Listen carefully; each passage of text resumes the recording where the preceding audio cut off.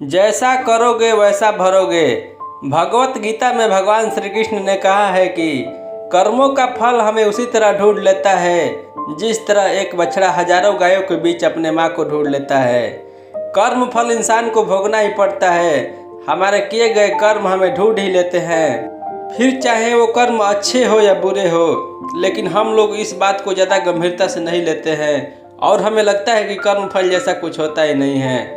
हम अक्सर उन लोगों के बारे में बात करते हैं जो दूसरों के साथ बुरा करते हैं, लेकिन फिर भी कोई उनका कुछ नहीं कर पाता। यही सोचकर ज़्यादातर लोग बुरे काम करने लग जाते हैं। हम सब यह भूल जाते हैं कि कर्मों का हिसाब कभी भी तुरंत नहीं होता है। किसी के साथ बुरा करने वाला भले ही आज सुखी हो, लेकिन कभी न कभी उसे अपने कर्मों का फल भोगना ही पड़ता है। बहुत समय पहले की बात है, किसी गांव में एक दुकानदार था जो अपने ही गांव से एक व्यक्ति से रोजाना 1 केजी मक्खन खरीदता था। वह दुकानदार कई सालों से उस व्यक्ति से मक्खन की खरीदारी कर रहा था।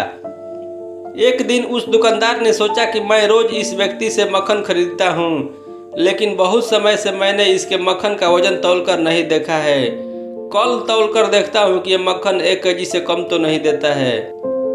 अगले दिन जब वह व्यक्ति मक्खन देकर गया, तब वह दुकानदार ने मक्खन का वजन किया तो देखा मक्खन सिर्फ 900 ग्राम है। उस दुकानदार को काफ़ी गुस्सा आ गया।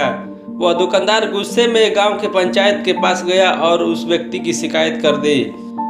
गांव की पंचायत बैठी और उस व्यक्ति को बताया गया कि तुम पर इस दुकानदार ने धोखा देने का आरोप लगाया है। तुम इस दुकानदार को देने वाले मक्खन में हेरा फेरी करते हो और हर बार तुम इसे 1 केजी मक्खन की जगह सिर्फ 900 ग्राम देते हो। क्या तुम्हें अपनी सफाई में कुछ कहना है? वह व्यक्ति बोला, सरपंच जी, मैं तो एक गरीब आदमी हूँ, मेरे पास वजन तौलने के लिए माप नहीं है। मैं रोज इस दुकानदार से अपने लिए 1 किलो आटा खरीदता हूँ और अगले दिन उसी आटे को तराजू के एक तरफ रखकर इस दुकानदार के लिए मक्खन तौलता हूँ।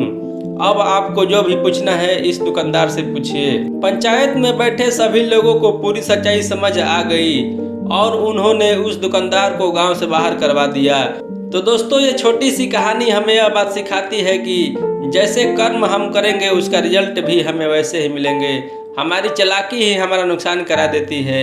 हम जो भी दूसरों को देते हैं या दूसरे के साथ जैसा भी व्यवहार करते हैं वह कभी न कभी लौटकर हमारे पास आता ही है। किसी के साथ अच्छा करोगे तो आपके साथ भी अच्छा ही होगा। उसी तरह किसी का बुरा सोचोगे और बुरा करोगे तो आपके साथ भी बुरा होगा।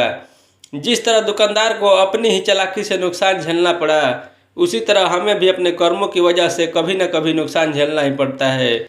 दूसरों के साथ हमें बुरा करके हमें 1 या 2 बार या 10 बार बच सकते हैं, लेकिन एक न एक दिन उसका परिणाम हमें भुगतना ही पड़ता है। हम अपने कर्मों को फल से भाग नहीं सकते। बुरे करने वाले के साथ बुरा ही होता है, फिर चाहे वह आज हो या आने वाले 1 साल बाद हो। उसी तरह अच्छा करने वालों के साथ अच्छा ही होता है। कई बार हमें लगता है कि दूसरों के साथ गलत करके हम बच जाएंगे, लेकिन ऊपर वाला हर किसी के कर्मों को देखता है और उसका हिसाब भी रखता है और ज़रूरत पड़ने पर हिसाब बराबर भी कर देता है। इसलिए कभी भी गलत ना करो और ना ही कभी यह सोचो कि उल्टे सीधे काम करके हम बच जाएंगे। ज़िंदगी को बेहतर तरीके से जियो, ईमानदार बनो।